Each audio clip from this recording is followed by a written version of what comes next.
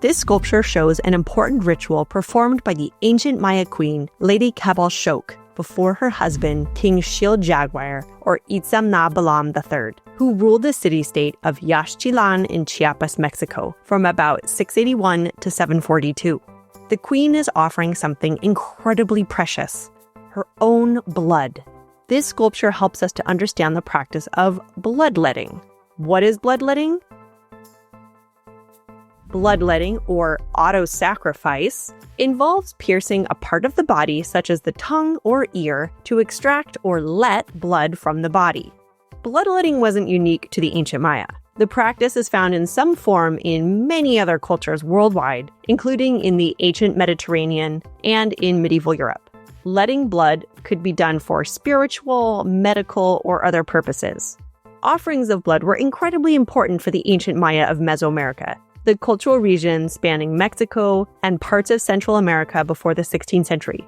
Here, in this sculpture called Lintel 24, we see that Lady Xook has pierced her tongue.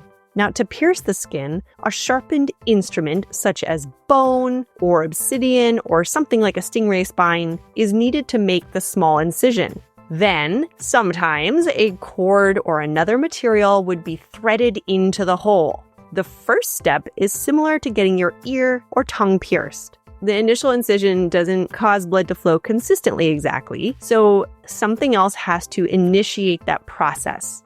Lady Xook has passed a rope laced with thorns through her tongue. The sculptor shows blood around her mouth as dotted scrolls. Bloodletting was an important part of ancient Maya rituals because blood was offered to the gods to sustain them. It connected those in power with Maya creation stories. The gods had mixed their own blood with maize, or corn, to form humans. And for this reason, people owed the gods sacrifice in the form of their own blood or the blood of others. Here, as Lady Xook pulls the thorned rope through her pierced tongue, she captures the blood on paper from the basket below, indicated by the spots of blood you can see on the paper. The paper would then be burned so the smoke could travel to the gods.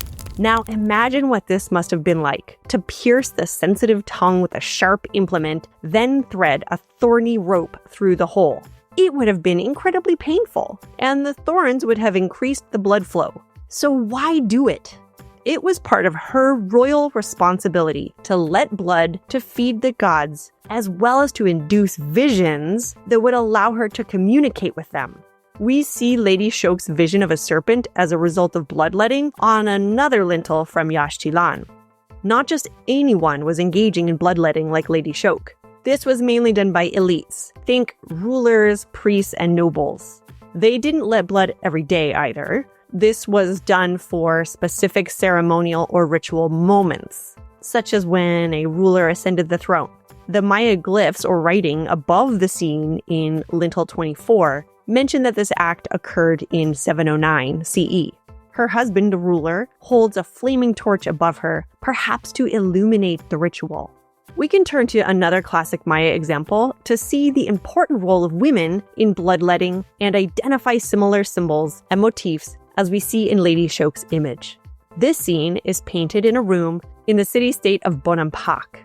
A group of royal women are seated on or around a throne, each of them engaging in the act of bloodletting through their tongues. A male attendant kneels to the right, offering piercing instruments for them to use. You can see the bloodletting bowl in front of them.